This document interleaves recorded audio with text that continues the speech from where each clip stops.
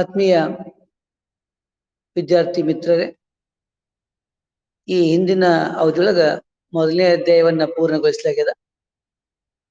So ಎರಡನೇ ಅಧ್ಯಾಯ ಮೂಲಭೂತ ಹಕ್ಕುಗಳು.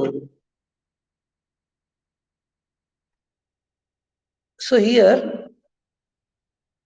Introduction, meaning and historical background of rights as well as the importance of fundamental rights.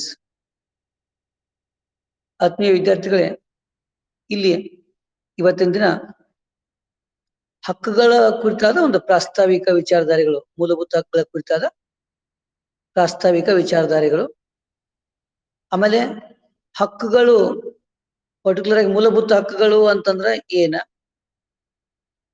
ಆಮೇಲೆ ಅವರದ್ದೇ ಆದಂತ ಒಂದು ಐತಿಹಾಸಿಕ ಹಿನ್ನೆಲೆ ಬ್ರೀಫ್ ಆಗಿ ಏನದ, ಸೊ ಜೊತೆಗೆ ಆ ಮೂಲಭೂತ ಹಕ್ಕುಗಳ ಒಂದು ಆದ್ಯತೆ, ಪ್ರಾಧಾನ್ಯತೆ ಅಥವಾ ಅದರ ಮಹತ್ವ ಏನೈತಿ ಅಂತೇಳಿ ಸ್ವಲ್ಪ ಇವ್ಯಾಲ್ಯೂಯೇಷನ್ ಮಾಡೋಣ.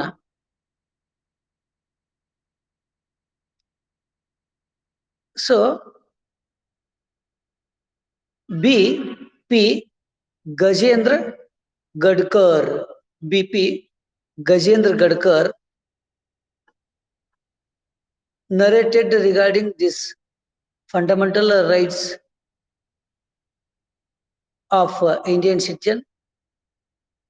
So these are the legitimate formulas which is protect the relationship of government and people of nation or person of society. So these are fundamental rights ಅಂತ ಹೇಳ್ತಾನೆ. ಏನ್ರಿ, ಬಿ.ಪಿ. ಗಜೇಂದ್ರ ಗಡ್ಕರ್ ಪ್ರಕಾರ ಮೂಲಭೂತ ಹಕ್ಕುಗಳು ಅಂತಂದ್ರ ವ್ಯಕ್ತಿ ಮತ್ತು ಸರ್ಕಾರದಲ್ರಿ ಆ ಎರಡೂಗಳ ನಡುವೆ ಏನು ಒಂದು ಸಂಬಂಧ ಐತ್ಲ, ಸಂಬಂಧವನ್ನ ಕಾಯ್ತಕ್ಕಂತಹ ಶಾಸನಬದ್ಧ ಸೂತ್ರಗಳು, ಶಾಸನಬದ್ಧವಾದಂತಹ ಸೂತ್ರಗಳು ಅವೇ ಹಕ್ಕುಗಳು ಅಂತೇಳಿ ಸೊ ಆ ಕುರಿತು ಸ್ಪಷ್ಟೀಕರಣವನ್ನ ಕೈತಾನ. ಸೊ ಹಾಗಾದ್ರೆ ಹಕ್ಕುಗಳು ಅಂತಂದ್ರೆ ಏನದಂಗಾಯ್ತು, ಇನ್ ಜನರಲ್ ಆಗಿ ನೋಡಿದಾಗ ನಾವು ಸರ್ಕಾರ ಮತ್ತು ಜನತೆಯ ನಡುವೆ ಶಾಸನಬದ್ಧವಾದಂತಹ ಒಂದು ಸಂಬಂಧವನ್ನ ಕಲ್ಪಿಸುವಂತವುಗಳೇ ಈ ಹಕ್ಕುಗಳು ಅಂತ. So introduction of this fundamental rights, ಮೂಲಭೂತ ಹಕ್ಕುಗಳ ಕುರಿತಾದ ಒಂದು ಪ್ರಾಸ್ತಾವಿಕ ವಿಚಾರಧಾರೆಗಳು ಅಥವಾ ಪ್ರಸ್ತಾವನೆ. No doubt man is a social animal.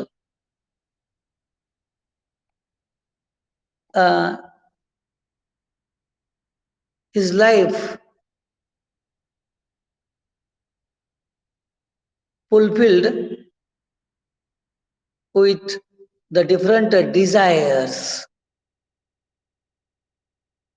For that satisfaction or for that fulfillment of different desires, he should live in the society and he should live in the different associations. By that different associations or voluntary associations and state or nation, so he must fulfilling their different wills or desires, because of nation or state has a final aim, that is welfare of the people, welfare of the all people of this nation, this society. So ವ್ಯಕ್ತಿ ಇಲ್ಲಿ ಏನ್ರಿ ಸಾಮಾಜಿಕ ಜೀವಿ ಅಂತ ಹೇಳ್ತೀವಿ ನಾವು. ಸಾಮಾಜಿಕ ಜೀವಿಯಾಗಿರ್ತಕ್ಕಂಥ ವ್ಯಕ್ತಿ ತನ್ನ ಇಷ್ಟಾರ್ಥಗಳ ಪೂರೈಕೆಗಾಗಿ ವ್ಯಕ್ತಿಯ ಬದುಕು ಇಷ್ಟಾರ್ಥಗಳಿಂದ ಕೂಡಿರ್ತಕ್ಕಂಥದ್ದು. ಅದರ ಪೂರೈಕೆಗಾಗಿ ವ್ಯಕ್ತಿ ಏನ್ ಮಾಡ್ತಾನ ಅಂದ್ರೆ ವಿದ್ಯಾರ್ಥಿಗಳೇ, ಸಂಘದ ಜೊತೆಗೆ ಸಮಾಜ ಜೊತೆಗೆ ಒಡನಾಟವನ್ನ ಕಂಡುಕೊಂಡ ಆ ಸಂಘ ಸಂಸ್ಥೆಗಳಿಂದ ಸಮಾಜದಿಂದ ಹಲವಾರು ಅವಕಾಶಗಳನ್ನ ಪಡೆದುಕೊಂಡ ತನ್ನ ಇಷ್ಟಾರ್ಥಗಳಲ್ಲ ಅವತನ್ನ ಈಡೇರಿಸಿಕೊಳ್ಳುವಂತ ಕಾರ್ಯವನ್ನ ಗೈತಾನ. ಸೊ ಇಲ್ಲಿ ರಾಜ್ಯ ಅಂತಕ್ಕಂತಹ ಒಂದು ಸಂಸ್ಥೆ ಅದಲ್ಲ, ರಾಜ್ಯ ಅಂತಕ್ಕಂತಹ ಒಂದು ಸಂಘ ಅದಲ್ರಿ. ಇದು ಯಾವುದಕ್ಕಾಗಿ ಪರಿಶ್ರಮ ವಹಿಸ್ತದ ಅಂತಂದ್ರೆ ವ್ಯಕ್ತಿಯ ವಿಕಸನಕ್ಕಾಗಿ, ವ್ಯಕ್ತಿಯ ಅವಶ್ಯಕತೆಗಳನ್ನ ಪೂರೈಕೆ ಮಾಡುವುದಕ್ಕಾಗಿ, ವ್ಯಕ್ತಿಯ ಬೇಕು ಬೇಡಗಳಂತಲ್ಲ ಅವುಗಳನ್ನ ಅವನಿಗೆ ಸಮರ್ಪಕವಾದಂತ ರೀತಿಯಾಗಿ ಕಲ್ಪಿಸಿ ಸೊ ಅವನ ವ್ಯಕ್ತಿತ್ವವನ್ನ ಅಭಿವೃದ್ಧಿ ಪಡಿಸ್ಲಿಕ್ಕೆ ಅಂತ ಹೇಳ್ಬಿಟ್ಟ ರಾಜ್ಯ ಒಂದು ಗುರಿಯನ್ನ ಕಂಡುಕೊಂಡದ. ಸೊ ಇಲ್ಲಿ ವ್ಯಕ್ತಿಗೆ ಫಂಡಮೆಂಟಲ್ ಆಗಿ ಏನ್ ಬೇಕು ಅಂತಂದ್ರ basic needs of the human beings are here: food, cloth, shelter, then residential facilities. So along with these different things,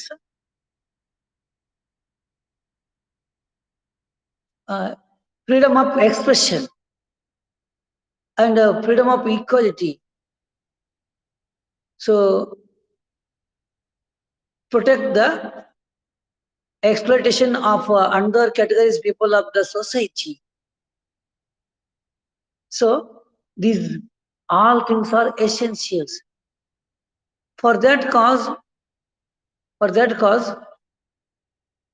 so rights or liberty or freedom is most essential to the each and every person of this society. ವ್ಯಕ್ತಿಗೆ ಬದುಕ್ಲಕ್ಕೆ ಏನ್ ಬೇಕ್ರಿ? Basic needs ಅಂತ ಕರಿತಿಲ್ಲ, ಅವಶ್ಯಕ ಅಂಶಗಳು ಅಂತ ಕರಿತೀವಲ್ರಿ ಆತ್ಮೀಯ ವಿದ್ಯಾರ್ಥಿಗಳೇ. ಯಾವ್ಯಾವು? ಆಹಾರ, ಬಟ್ಟೆ, ವಸತಿ, ಇಂಥವದವಲ್ಲ, ನೀರು, ಗಾಳಿ, ಇವೆಲ್ಲನೂ ಅವಶ್ಯಕವಾಗಿ ಬೇಕೇ ಬೇಕು. ಇವುಗಳ ಜೊತೆ ಜೊತೆಗೆ ಅವ ಸಮಾಜದೊಳಗ ವ್ಯವಸ್ಥಿತವಾಗಿ ಬದುಕನ್ನ ಕಂಡುಕೊಳ್ಳಕ, ಜೊತೆಗೆ ತನ್ನಲ್ಲಿರ್ತಕ್ಕಂತಹ ಥಾಟ್ಸ್ ಅಲ್ಲ, ವಿಚಾರಧಾರೆಗಳು ಅವತನ್ನ ಹಂಚ್ಕೊಳ್ಳಕ, ಆಮೇಲೆ ಮತ್ತೊಬ್ಬರಿಂದ ಶೋಷಣೆ ಆಗಲಾರ್ದಂಗ ತನ್ನನ್ನ ತಾನ ರಕ್ಷಣೆ ಮಾಡ್ಕೊಳ್ಳಕ. ಸೊ ಏನದಂದ್ರೆ ಅವನಿಗೆ ಅವಶ್ಯಕವಾಗಿ ಅವಕಾಶಗಳು ಅಥವಾ ಸ್ವತಂತ್ರ ಇಲ್ಲ ಹಕ್ಕು ಅಂತಕ್ಕಂಥದ್ದು ಬೇಕು. ಸೊ ಇದನ್ನ ಕಲ್ಪಿಸೋದು ಯಾವುದು ಅಂತ, ಅವನಿಗೆ ವಿವಿಧ ನಮೂನೆ ಹಕ್ಕುಗಳು ಬೇಕು ಅಂತ ಹೇಳ್ತೀವಿ ನಾವು. ಹಕ್ಕನ್ನ ಕಲ್ಪಿಸೋದು ಯಾವುದು? ವ್ಯಕ್ತಿಗೆ ಹಕ್ಕನ್ನು ನೀಡುವಂಥದ್ದು ಯಾವುದು? ಯಾರು ಹಕ್ಕು ನೀಡ್ತಾರೆ ವ್ಯಕ್ತಿಗೆ? ರೈಟ್ಸ್ ಅನ್ನ ಯಾರು ಕೊಡ್ತಾರೆ ವ್ಯಕ್ತಿಗೆ? State or nation. So this is providing the different rights or different types of the liberties to the all people of the state or nation. ರಾಜ್ಯ ಅಥವಾ ರಾಷ್ಟ್ರ ಅದಲ್ರಿ, ಇದು ಏನ್ ಮಾಡ್ತಂದ್ರ ವ್ಯಕ್ತಿಗೆ ಭಿನ್ನ ಭಿನ್ನ ನಮೂನೆಯ ಅಥವಾ ವಿಭಿನ್ನ ರೀತಿಯ ಹಕ್ಕುಗಳನ್ನ, ವಿಭಿನ್ನ ರೀತಿಯ ಅವಕಾಶಗಳನ್ನ ಕಲ್ಪಿಸಿಕೊಡ್ತದ. ಅವುಗಳನ್ನ ಅವ ಕಂಡುಕೊಂಡನೆ ತನ್ನ ವ್ಯಕ್ತಿತ್ವದ ಸರ್ವಾಂಗೀಣ ಏಳಿಗೆಯನ್ನ ರೂಪಿಸಿಕೊಂತಾನ. ಸೊ ಹಾಗಾದ್ರ ಈ ಹಕ್ಕುಗಳಿಗೆ ಸಂಬಂಧಪಟ್ಟಂಗ ಒಂದ್ ಸ್ವಲ್ಪ ಬ್ಯಾಕ್ಗ್ರೌಂಡ್ ಏನದ ಬ್ರೀಫ್ ಆಗಿ ಸ್ವಲ್ಪ ಗಮನಿಸಕತ್ತೀವಿ ಅಂದ್ರ, historical background of fundamental rights with briefly. Rights are essential to the every person of society. How to soul is essential to our body. That's like rights are essential to each and every one of this society. ಹಕ್ಕುಗಳು ಈ ಸಮಾಜದೊಳಗಿದ್ದಂತಹ ಪ್ರತಿಯೊಬ್ಬ ವ್ಯಕ್ತಿಗೂ ಅವಶ್ಯಕವಾಗಿ ಬೇಕಾಗಿರ್ತಕ್ಕಂಥವರಿ. ಎಷ್ಟು ಅವಶ್ಯಕ ಅಂತಂದ್ರ ಈ ಶರೀರಕ್ಕ ಆತ್ಮ ಪ್ರಾಣವಾಯು ಅಂತ ಕರಿತಿಲ್ಲ, ಅದೆಷ್ಟು ಅವಶ್ಯಕ ಅಲ್ರಿ ಅಷ್ಟೇ ಅವಶ್ಯಕ. ಸೊ ನಾನು ಸ್ವಲ್ಪ ನಿಮ್ಮನ್ನ ಗ್ರೀಕರ ಕಾಲಮಾನಕ್ಕೆ ಕರ್ಕೊಂಡು ಹೋಗುವಂತ ಪ್ರಯತ್ನ ಮಾಡ್ತೀನಿ. ಪುರಾತನ ಗ್ರೀಕರ ಕಾಲಮಾನಕ್ಕ ಆಕ್ಚುಲಿ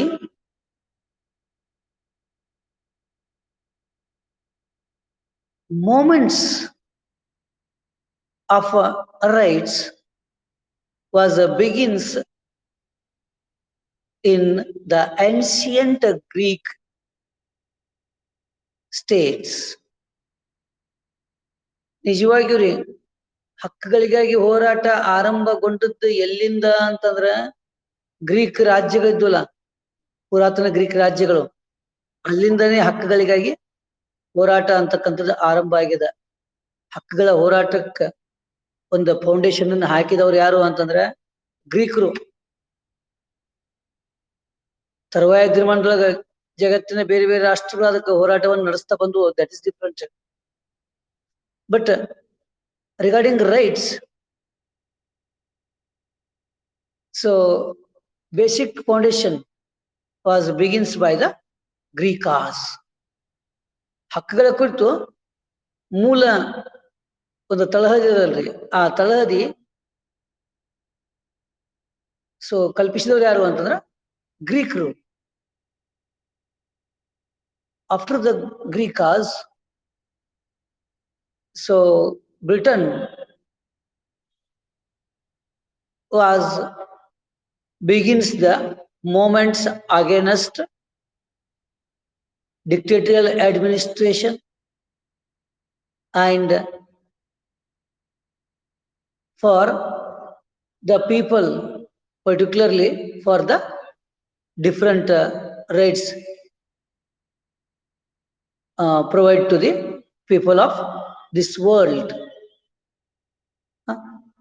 ಗ್ರೀಕರ ತರುವಾಯ ಬ್ರಿಟನ್ನಿಗರು ಏನ್ ಮಾಡಿದ್ರು ಅಂದ್ರ ಹಕ್ಕುಗಳಿಗೋಸ್ಕರ ಹೋರಾಟವನ್ನ ಪ್ರಾರಂಭಿಸಿದ್ರು. ಏನ ಆಳರಸ ದಬ್ಬಾಳಿಕೆ ಇತ್ತಲ್ಲ ಹಿಂದಲ್ಲಿ, ಅರಸೊತ್ತಿಗೆ ಅಂತಿತ್ತು ನೋಡ್ರಿ. ಅರಸೊತ್ತಿಗೆ ಇದ್ದಂತಹ ಸಂದರ್ಭದೊಳಗ ಸೊ ಅರಸರು ದಬ್ಬಾಳಿಕಾ ನೀತಿಯನ್ನು ಅನುಸರಿಸ್ತಾ ಇದ್ರು ಅಂತ ತಮ್ಗೆ ಗೊತ್ತದ. ಸೊ ಆ ಅರಸರ ದಬ್ಬಾಳಿಕಾ ನೀತಿಯನ್ನ ತೊಲಗಿಸಿ ಏನ್ ಮಾಡೋದು ಅಂತಂದ್ರ ಹಕ್ಕನ್ನ ಪ್ರತಿಯೊಬ್ಬ ವ್ಯಕ್ತಿಗೂ ಕಲ್ಪಿಸಿಕೊಡೋದು ಅನ್ನುವಂತ ಉದ್ದೇಶವನ್ನು ಇಟ್ಟುಕೊಂಡ ಸೊ ಹೋರಾಟಗಳು ಬ್ರಿಟನ್ ಒಳಗ ಆರಂಭ ಆದವು. Particularly so Montesquieu, then Rousseau of France and J.S. Mill, John Locke of England. These are to conducted different movements against the dictatorial administrative system of this world. ನೋಡ್ರಿ, ಫ್ರಾನ್ಸಿನ ರೂಸೋ, ಮಾಂಟೆಸ್ಕೋ, ಜಾನ್ ಲಾಕ್, ಇಂಗ್ಲೆಂಡಿನ ಜೆ.ಎಸ್. Mill, ಇಂಥವರು ಬಹಳಷ್ಟು ಹೋರಾಟವನ್ನ ಕೈಕೊಂಡ್ರು. ಯಾವುದಕ್ಕಾಗಿ? ಹಕ್ಕುಗಳಿಗೋಸ್ಕರ. ಹಕ್ಕುಗಳ ಪ್ರಾಮುಖ್ಯತೆಯನ್ನ ತಾವು ಬರೆದಂತಹ ಗ್ರಂಥಗಳಲ್ಲಿ ಎತ್ತಿ ಹಿಡಿಯುವಂತ ಪ್ರಯತ್ನವನ್ನು ಕೈಕೊಂಡ್ರು. So in England, France revolution was conducted in the period of 1688 or 1688. After that movement, one more movement was conducted in this global level. So that is French Revolution in 1789 period. So These both revolutions are purely related to the different rights for the people of this world. So 1488 England ಒಳಗ bloodless revolution ಅಂತ ನೋಡ್ರಿ, ರಕ್ತರಹಿತ ಕ್ರಾಂತಿ ಆಯ್ತಲ್ಲ. ಆ ಕ್ರಾಂತಿ ಆಗಿದ್ದೆ ಅದಕ್ಕಂದ್ರೆ ಜಗತ್ತಿನ ಜನತೆಗೆ ವಿವಿಧ ಹಕ್ಕುಗಳನ್ನ ಕಲ್ಪಿಸಬೇಕು ಅನ್ನುವಂಥ ಉದ್ದೇಶಕ್ಕಾಗಿ. ಇದರ ಪರಿಣಾಮ ಅನ್ನುವಂಗ ಫ್ರೆಂಚ್ ಕ್ರಾಂತಿ ಸಂಭವಿಸ್ತು ನೋಡ್ರಿ. ಫ್ರೆಂಚ್ ಕ್ರಾಂತಿ ಸಂಭವಿಸಿದ ಯಾವಾಗ? 1789 ಪೀರಿಯಡ್ ಒಳಗ. ಸೊ ಈ ಕ್ರಾಂತಿ ಸಂಭವಿಸ್ಬಿಟ್ಟು ಆದ ನಂತರ ಪ್ರಜಾಸತ್ತಾತ್ಮಕ ವ್ಯವಸ್ಥೆಯ ನಿರ್ಮಾಣಕ್ಕ ಒಂದು ತಳಹದಿ ಆಯ್ತು. ಪ್ರಜಾಸತ್ತಾತ್ಮಕ ಉಸಿರಿಗೆ ಇದು ಕಾರಣೀಭೂತ ಆಯ್ತು. So after French revolution, after the French Revolution in 1789 period, National Council of France was approved the Declaration of Human Rights. 1789 ಕ್ರಾಂತಿ ಆಯ್ತು. ಅದ ಅವಧಿ ಕ್ರಾಂತಿ ತರುವಾಯ ಏನಾಯ್ತಂದ್ರ ಫ್ರೆಂಚ್ ರಾಷ್ಟ್ರೀಯ ಸಭೆ ಮಾನವ ಹಕ್ಕುಗಳ ಘೋಷಣೆಯನ್ನ ಅಂಗೀಕರಿಸಿತು. ಮಾನವ ಹಕ್ಕುಗಳ ಘೋಷಣೆಯನ್ನು ಅಂಗೀಕರಿಸಿ ಸೊ ಯಾವುದಕ್ಕಿಲ್ಲಿ ಆದ್ಯತೆಯನ್ನು ಕಲ್ಪಿಸಿತು ಅಂದ್ರ ಲಿಬರ್ಟಿ, ಈಕ್ವಾಲಿಟಿ, ಬ್ರದರ್ನಿಟಿ. ಸೊ ಇಂತಹ ಸಂಗತಿಗಳಿಗೆ ಆದ್ಯತೆಯನ್ನು ಕಲ್ಪಿಸಿತು. ಯಾವುದ್ರಿ? ಸ್ವಾತಂತ್ರ್ಯ, ಸಮಾನತೆ, ಸಹೋದರತ್ವ ಅಥವಾ ಭಾತೃತ್ವ, ಬಂಧುತ್ವ, ಫ್ರೆಟರ್ನಿಟಿ, ಈ 4 ಸಂಗತಿಗಳಿಗೆ ಆದ್ಯತೆಯನ್ನು ಕಲ್ಪಿಸಿ ಫ್ರಾನ್ಸ್ ರಾಷ್ಟ್ರೀಯ ಸಭೆ ಇವತ್ತನ್ನ ಬಹಳಷ್ಟು ಜನಪ್ರಿಯಗೊಳಿಸಿತು. ಯಾವತನ್ನ ಜನಪ್ರಿಯಗೊಳಿಸಿದ್ದು? ಸ್ವಾತಂತ್ರ್ಯ, ಸಮಾನತೆ, ಸಹೋದರತ್ವ, ಬಂಧುತ್ವ. By this declaration, which declaration? By this French National Council's declaration, America was inspired. America was inspired and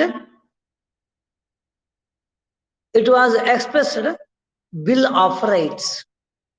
Bill of Rights and add the Bill of Rights in the American Constitution along with 1 to 10th Amendment of American Constitution.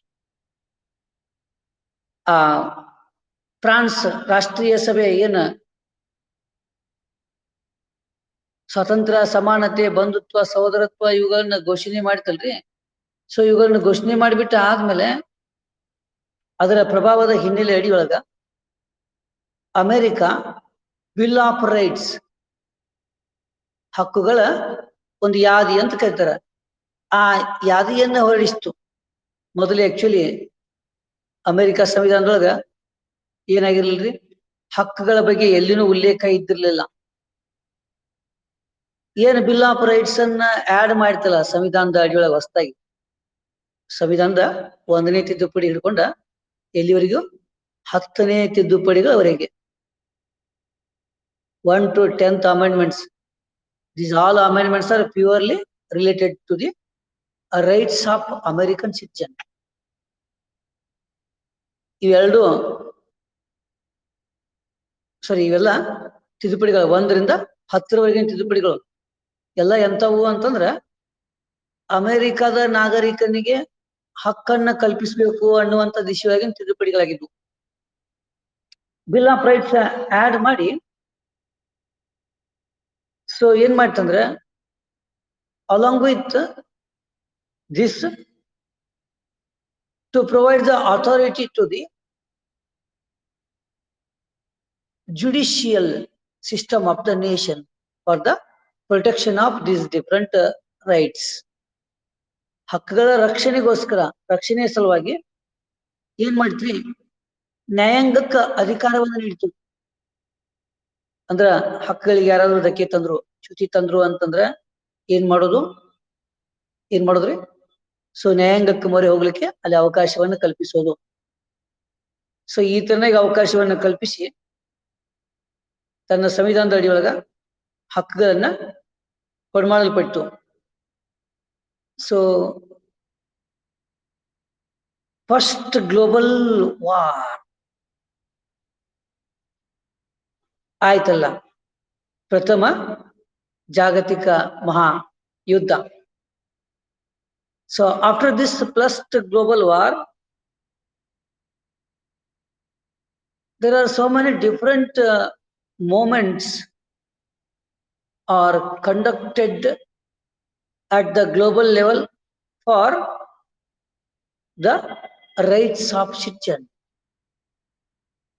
by the different countries of this world. ಹಕ್ಕುಗಳ ಬೇಡಿಕೆಯಾಗಿ ಪ್ರಥಮ ಮಹಾಯುದ್ಧದ ತರುವಾಯದ ದಿನಮಾನದೊಳಗೆ ಏನಾದ್ರಿ ವಿದ್ಯಾರ್ಥಿಗಳೇ, ಸಾಕಷ್ಟು ಹೋರಾಟಗಳು ಅಂತೂ ಜರುಗಿದವು ಜಗತ್ತಿನ ಬೇರೆ ಬೇರೆ ಪ್ರದೇಶಗಳಲ್ಲಿ, ಬೇರೆ ಬೇರೆ ರಾಷ್ಟ್ರಗಳಲ್ಲಿ. ಯಾವುದಕ್ಕಾಗಿ? ನಾಗರಿಕನ ಹಕ್ಕುಗಳಿಗಾಗಿ.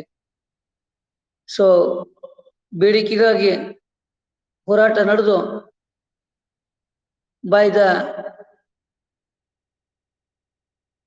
effect of these different moments, finally approved the different types of the rights to the citizen of this global different nations. So ಹೋರಾಟಗಳು ನಡೆದ್ಬಿಟ್ಟು ಆದ ನಂತರ ಏನಾಯ್ತ್ರಿ, ಜಗತ್ತಿನ ಭಿನ್ನ ಭಿನ್ನ ರಾಷ್ಟ್ರಗಳ ಭಿನ್ನ ಭಿನ್ನ ರಾಷ್ಟ್ರಗಳಿಗೆ ಏನ್ ಮಾಡಿದ್ರು ಅಂದ್ರ ಹಕ್ಕುಗಳನ್ನ ಮನ್ನಿಸ್ಲಾಯ್ತು, ಹಕ್ಕುಗಳನ್ನ ಕಲ್ಪಿಸ್ಕೊಡ್ತಕ್ಕಂಥ ದಿಶೆಯೊಳಗ. ಸೊ ಒಂದು ಪಾಸಿಟಿವ್ ರಿಪೋರ್ಟ್ಸ್ ಬಂದ್ರಿ. So in the same moment UNO, United Nations Organization.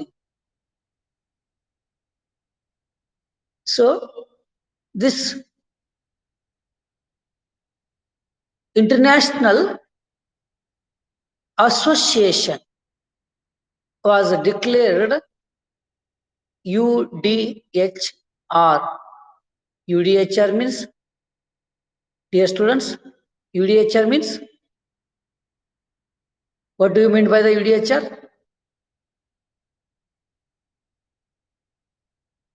UDHR ಅಂತಂದ್ರೆ ಏನ್ರಿ? Universal declaration of human rights. Universal declaration of human rights, ಜಾಗತಿಕ ಮಾನವ ಹಕ್ಕುಗಳ ಘೋಷಣೆ ಅಂತ. ಸೊ ಈ ಘೋಷಣೆಯನ್ನ 1948 ಡಿಸೆಂಬರ್ 10. ಸೊ ಈ ಪೀರಿಯಡ್ಗೆ ವಿಶ್ವಸಂಸ್ಥೆ ಏನ್ ಮಾಡಿದ್ರಿ, ಅಂಗೀಕರಿಸ್ತು. ವಿಶ್ವಸಂಸ್ಥೆ ಅಂಗೀಕರಿಸ್ಬಿಟ್ಟು ಆದ ನಂತರ almost all nations of this world are adopted human rights in their constitution and in their countries. ಏನ ಜಾಗತಿಕ ಮಾನವ ಹಕ್ಕುಗಳ ಘೋಷಣೆಯನ್ನ ವಿಶ್ವಸಂಸ್ಥೆ ಹೊರಡಿಸ್ತಲ್ರಿ, ಹೊರಡಿಸ್ಬಿಟ್ಟ ಆದ್ಮೇಲೆ ಸೊ ಜಗತ್ತಿನ ಎಲ್ಲಾ ರಾಷ್ಟ್ರಗಳು ಏನ್ ಮಾಡ್ಕೊಂಡು ಅಂತಂದ್ರ ಮಾನವ ಹಕ್ಕುಗಳನ್ನ ತನ್ನ ಸಂವಿಧಾನದಲ್ಲಿ ಮತ್ತು ತನ್ನ ರಾಷ್ಟ್ರದಲ್ಲಿ ಅಳವಡಿಕೆ ಮಾಡಿಕೊಂಡು. So before the independence of India, there are no rights to the Indians. When the British rule was maintained in this country, at that period there are no different fundamental rights to the citizen of this nation. ಬ್ರಿಟಿಷರ ಆಳ್ವಿಕೆ ಭಾರತ ನಡೀತಾ ಇತ್ತಲ್ರಿ, ಆ ವೇಳೆಯೊಳಗ so ಭಾರತೀಯರಿಗೆ ಬ್ರಿಟಿಷರು ಪಡ್ಕೊಳ್ತಕ್ಕಂಥ ಯಾವುದೇ ಮೂಲಭೂತ ಸೌಕರ್ಯಗಳು ಇದ್ದಿರ್ಲಿಲ್ಲ. ಆದ್ರೆ ಬ್ರಿಟಿಷ್ ಸರ್ಕಾರದ ಮೇಲೆ ಒತ್ತಾಯವನ್ನ ಗೈತಾ ಇದ್ರು. ಇದಂತೂ ನಿಜ. ಇನ್ 1855 period, ink was established in our country. Ink means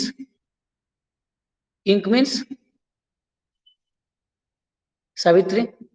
Ink means in 1885, ink was established in India. Ink means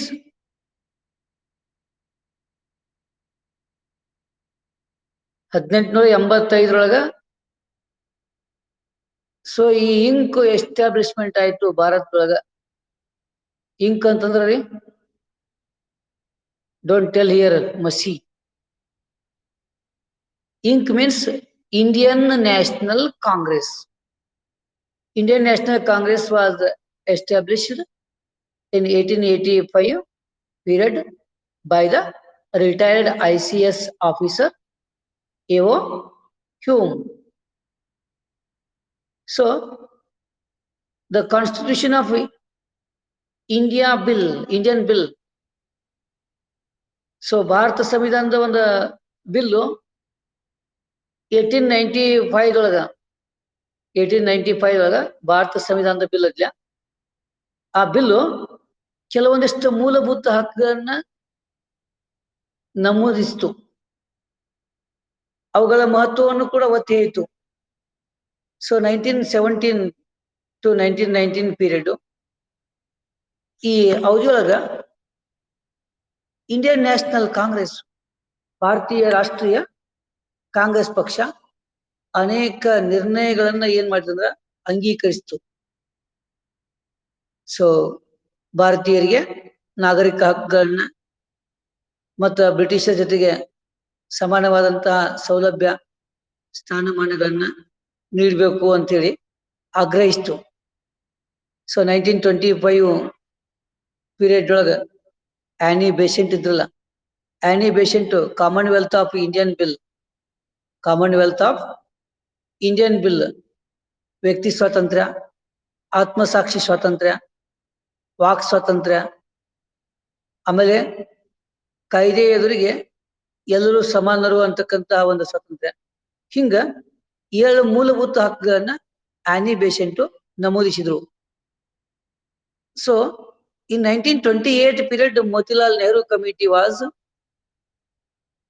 established and it was recommended these 7 types of the fundamental rights. Annie Besant ಯಾವಾಗ್ರಿ 1925 7 ಪ್ರಕಾರದ ಮೂಲಭೂತ ಹಕ್ಕುಗಳನ್ನು ಪ್ರತಿಪಾದಿಸಿದ್ರು.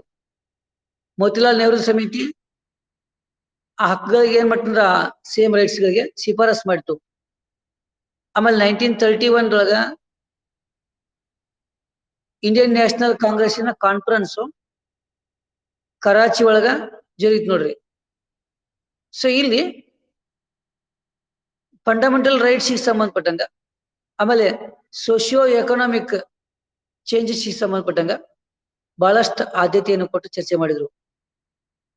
So ಭಾರತದ ಒಂದು ಇಂಗಿತಕ್ಕೆ ಸ್ಪಂದಿಸಿ Britain government 1945 ಒಂದು ಕಮಿಟಿಯನ್ನು ನೇಮಕ ಮಾಡಿತು. ಆ ಕಮಿಟಿ ಯಾವ್ದಂದ್ರ ಸಪ್ರೂ ಕಮಿಟಿ. ಆನಂತರ 1946 ಕ್ಯಾಬಿನೆಟ್ ಮಿಷನ್. ಸೊ ಇವುಗಳ ಮೂಲಕ ಮೂಲಭೂತ ಹಕ್ಕುಗಳ ಪರಿಶೀಲನೆಗೆ ಒಂದು ಸಲಹಾ ಸಮಿತಿ ಅಂತಕ್ಕಂಥ ಸಮಿತಿಯನ್ನು ಕೂಡ ನೇಮಿಸಿದ್ರು. ಸೊ ತರುವಾಯದ ದಿನಮಾನದೊಳಗ ಅನೇಕ ಮೂಲ ಬದಲಾವಣೆಗಳನ್ನ ಕಂಡುಕೊಂತ ಸೊ ಭಾರತ ಸಂವಿಧಾನದ ಅಡಿಯೊಳಗ ಅಂತಿಮವಾಗಿ 7 ಪ್ರಕಾರದ ಮೂಲಭೂತ ಹಕ್ಕುಗಳನ್ನ 29 ಏಪ್ರಿಲ್ 1947 ಈ ಅವಧಿಯೊಳಗ ಅಡ್ವೈಸರಿ ಕಮಿಟಿ ಪ್ರೆಸಿಡೆಂಟ್ ಇದ್ರಲ್ರಿ, ಯಾರು ಸರ್ದಾರ್ ವಲ್ಲಭಭಾಯಿ ಪಟೇಲ್ರು, ಇವರಿಗೆ ಒಪ್ಪಿಸಿದ್ರು. ಒಪ್ಪಿಸಿ ಆದ್ಮೇಲೆ in the part of constitution, particularly third part of constitution, article number 12 to 35, under these different articles to mentioned regarding the 7 types of fundamental rights in India. ನೋಡ್ರಿ ಯಾವಾಗ 47 ಅವಧಿಯೊಳಗೆ April 29ಕ್ಕೆ ಸಲಹಾ ಸಮಿತಿಗೆ ಅದರ ಮುಖ್ಯಸ್ಥರಾಗಿರ್ತಕ್ಕಂಥ ಸರ್ದಾರ್ ಪಟೇಲರಿಗೆ ನೀಡಿಬಿಟ್ಟ ಆದ ನಂತರ ಕೊನೆಯದಾಗಿ ಸಂವಿಧಾನದ 3ನೇ ಭಾಗದೊಳಗ 12ರಿಂದ 35ರವರೆಗಿನ ವಿಧಿಗಳಲ್ಲ, ಈ ವಿಧಿಗಳನ್ನು ಒಳಗೊಂಡ 7 ಪ್ರಕಾರದ ಮೂಲಭೂತ ಹಕ್ಕುಗಳು ಭಾರತದೊಳಗ ಜಾರಿಗೆ ಬಂದವು. ಸೊ ಇಷ್ಟೆಲ್ಲ ಆತ್ರಿ ಹಿಸ್ಟಾರಿಕಲ್ ಬ್ಯಾಕ್ಗ್ರೌಂಡ್ ಇನ್ನೂ ಡೆವಲಪ್ಮೆಂಟ್ ಮಾಡ್ಕೋತ ಇನ್ನೂ ಬೆಳೀತದ ಅದು. ಸೊ ಎಷ್ಟು ಅವಶ್ಯಕ ಅಷ್ಟನ್ನ ತಮ್ಮ ಗಮನಕ್ಕೆ ತಂದಿ ನಾನು ಬ್ರೀಫು. ಇಷ್ಟೆಲ್ಲ ಆಯ್ತು. What is mean by the fundamental rights?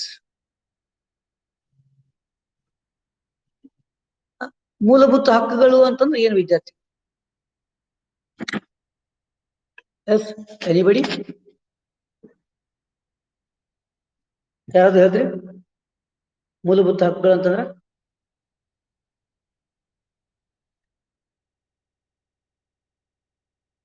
ಮೂಲಭೂತ ಹಕ್ಕುಗಳು ಅಂತಂದ್ರೆ ಏನ್ರಿ? Yes, what is your opinion about it to share with me? Finally I will tell you. ನಿಮ್ಗೆ ಏನು ಅದ್ರ ಬಗ್ಗೆ ಸ್ವಲ್ಪ ಅಭಿಪ್ರಾಯ ಹಂಚ್ಕೋದಷ್ಟೇ. Yes, is there any opinions about the fundamental rights? ಮೂಲಭೂತ ಹಕ್ಕುಗಳ ಬಗ್ಗೆ ಏನಾದ್ರು ಅಭಿಪ್ರಾಯ ಅದಾವ್ರಿ? ಹಂಗಂದ್ರೆ ಏನಂತ ಗೊತ್ತದ? Already you know that different rights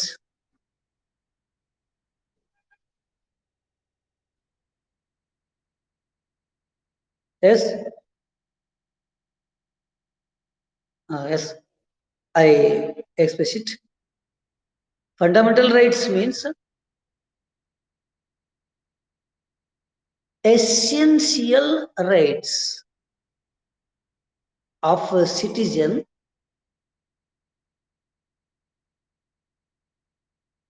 to the development of personality. So this is recognizing here as a fundamental rights. ಮೂಲಭೂತ ಹಕ್ಕು ಅಂತಂದ್ರೆ ಏನು ವಿದ್ಯಾರ್ಥಿಗಳೇ? ನಾಗರಿಕನ ಒಂದು ಅಭಿವೃದ್ಧಿಗಾಗಿ, ನಾಗರಿಕನ ಏಳಿಗೆಗಾಗಿ ಅವಶ್ಯಕವಾಗಿರ್ತಕ್ಕಂಥ ಹಕ್ಕುಗಳು ಅವೇ ಮೂಲಭೂತ ಹಕ್ಕುಗಳು ಅಂತ ಕರ್ಸ್ಕೊಂತವ. ಬೇಡ, ಇದನ್ನ ಸ್ವಲ್ಪ ನಾವು ಎಕ್ಸ್ಪಾಂಡ್ ಮಾಡಿ ಹೇಳಕತ್ತೀವಿ ಅಂತಂದ್ರೆ, which essential rights are given by the government into bracket constitution or by the nation, by the state, to the overall development of human beings of this society or overall enhancement of human beings of this society. So this is called a fundamental rights. ಮೂಲಭೂತ ಹಕ್ಕುಗಳು ಅಂತಂದ್ರೆ ಏನು? ಇನ್ನೊಂದು ಸ್ವಲ್ಪ ವಿಸ್ತೃತವಾಗಿ ನೋಡಕತ್ತೀವಿ ಅಂತಂದ್ರೆ, ವ್ಯಕ್ತಿಯ ಸರ್ವಾಂಗೀಣ ಪ್ರಗತಿಗಾಗಿ, ಸರ್ವಾಂಗೀಣ ಏಳಿಗೆಗಾಗಿ, ಸರ್ವಾಂಗೀಣ ಏಳಿಗೆಗಾಗಿ ಸೊ ರಾಜ್ಯ ಇಲ್ಲ ರಾಷ್ಟ್ರ ಅಥವಾ ಸಂವಿಧಾನ ಅಥವಾ ಸರ್ಕಾರ ಎಲ್ಲನೂ ಒಂದರಿದು ಕೊಡಮಾಡಲ್ಪಟ್ಟಿರ್ತಕ್ಕಂತಹ ಅವಕಾಶಗಳು, ಕೊಡಮಾಡಲ್ಪಟ್ಟಿರ್ತಕ್ಕಂತಹ ಸವಲತ್ತುಗಳು, ಕೊಡಮಾಡಲ್ಪಟ್ಟಿರ್ತಕ್ಕಂತಹ ಸೌಲಭ್ಯಗಳು ಅಂತವಲ್ಲ. ಸೊ ಈ ಸೌಲಭ್ಯಗಳೇ ಏನಂತಂದ್ರ ಮೂಲಭೂತ ಹಕ್ಕುಗಳು ಅಂತ ಕರ್ಸ್ಕೊಂತಾವ. Why the fundamental rights are essential to us? ಯಾಕೆ ಮೂಲಭೂತ ಹಕ್ಕುಗಳು ನಮಗೆ ಬೇಕ್ರಿ? ಯಾಕೆ ಇವು ನಮ್ಗೆ ಅವಶ್ಯಕ? ಮೂಲಭೂತ ಹಕ್ಕುಗಳು ಯಾಕೆ ಅವಶ್ಯಕ? Without fundamental rights,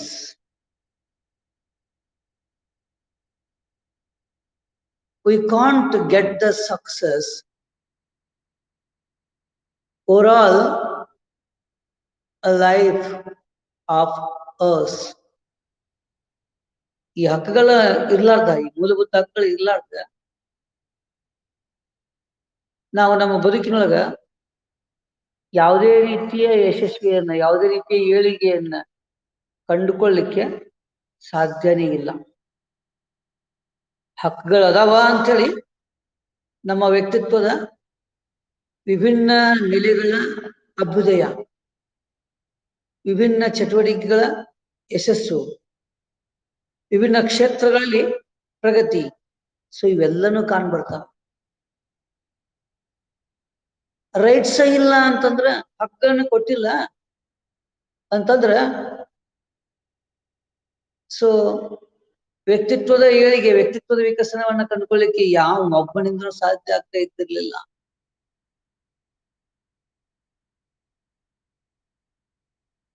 ಅದಕ್ಕ ವ್ಯಕ್ತಿತ್ವದ ವಿಕಸನಕ್ಕ ಭದ್ರ ಬುನಾದಿಯನ್ನ ಹಾಕ್ತಕ್ಕಂಥ ಯಾವಂದ್ರ fundamental rights. Initially, there are 6 types of the fundamental rights in our country. Now, at present, there are 6 types of the fundamental rights. Initially, there are 7 types of the fundamental rights in our country. Now, at present, there are 6 types of the fundamental rights. So, right to property was nullified or cancelled by the amendment of Parliament. Today, citizen of this nation or citizen of this country enjoyed and enjoying 6 types of the fundamental rights and enhances their personality. So this is the brief introduction, meaning and background and essentiality of the fundamental rights of the Indian citizen. What are the different features of fundamental rights? And what are the different types of fundamental rights? So, take to the next period. So ಇದಕ್ಕೆ ಸಂಬಂಧಪಟ್ಟಂತ ಉಳಿದ ಭಾಗದಲ್ಲಿ ಮೂಲಭೂತ ಹಕ್ಕುಗಳ ಲಕ್ಷಣಗಳು ಎಂಥವದವ, ಆ ನಂತರ ಮೂಲಭೂತ ಹಕ್ಕುಗಳ ಟೈಪ್ಸ್, ಪ್ರಕಾರಗಳು ಎಂದವ. ಸೊ ಈ ಸಂಗತಿಗಳ ಮೇಲೆ ಮುಂದಿನ ಅವಧಿಯೊಳಗ ಫೋಕಸ್ ಹಾಕೋಣಂತ. So if you have any doubts, any queries, ask me questions and solve your problems. Yes, any doubts?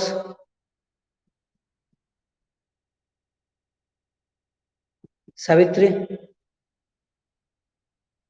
So ಏನಾದರೂ ಡೌಟ್ಸ್ ಅಂತದವ್ರಿ? ಏನಾದ್ರು ಸಂದೇಹಗಳದವ? ಏನಿಲ್ಲ? ಏನಿಲ್ಲ ಅಂದ್ರೆ ಇಲ್ಲಂತ ಹೇಳ್ರಿ, ಅದಾವಂದ್ರೆ ಏನಂತವ ಅದನ್ನ ಹೇಳ್ರಿ.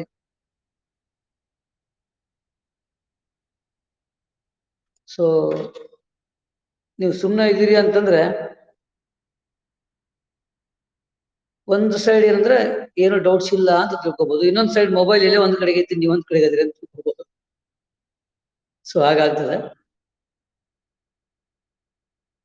ಏನಿಲ್ಲಲ್ಲ? ಎಸ್.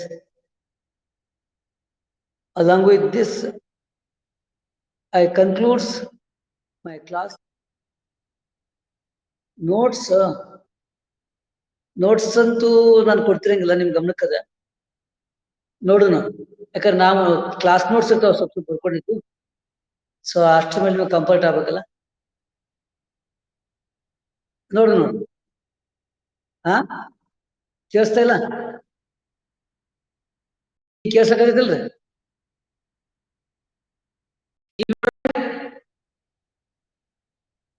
ಈಗ ಕೇಳ್ಸಕ್ಕಾಗದ? ಹಾ ಎಸ್. ನೋಟ್ಸು ನಾನು ಕೊಡ್ತಿರಂಗಿಲ್ಲ, ನಿಮ್ಗೆ ಗೊತ್ತಿಲ್ಲ. ಆಮೇಲೆ ಕ್ಲಾಸ್ ನೋಟ್ಸ್ ಬಹಳ ಸ್ವಲ್ಪ ಪಾಯಿಂಟ್ಸ್ ಮಾಡ್ಕೊಂಡಿರ್ತಾವ, ಅದನ್ನ ಬಿಟ್ಟರೆ ನಿಮ್ಗೆ ಅರ್ಥ ಆಗೋದಿಲ್ಲ. ಸೊ ಅದಕ್ಕೆ ನೋಟ್ಸ್ ಅನ್ಬೇಡ್ರಿ. ಇವಾಗ ಏನ್ ಹೇಳ್ತಿರ್ತೀವೋ ಹೇಳೋ ಮುಂದ್ ಬೇಕಾ ಒಂದ್ ಸ್ವಲ್ಪ ಸಾಧ್ಯ ರನ್ನಿಂಗ್ ನೋಟ್ಸ್ ಮಾಡ್ಕೊಡ್ರಿ. ಇಲ್ಲ ಅಂತ ಚೆನ್ನಾಗಿ ಕಾನ್ಸಂಟ್ರೇಷನ್ ಹಾಕಿದ್ರಿ. ಜೊತೆಗೆ ಒಂದ್ ಸ್ವಲ್ಪ ನಿಮ್ ಕಡೆ ಬುಕ್ಸ್ ಇರ್ತಾವ, ಆ books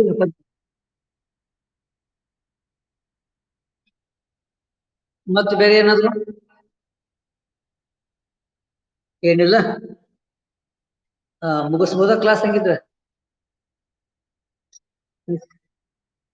Thanks to one and all. With this, I conclude my class. Thank you. Thank you very much once again.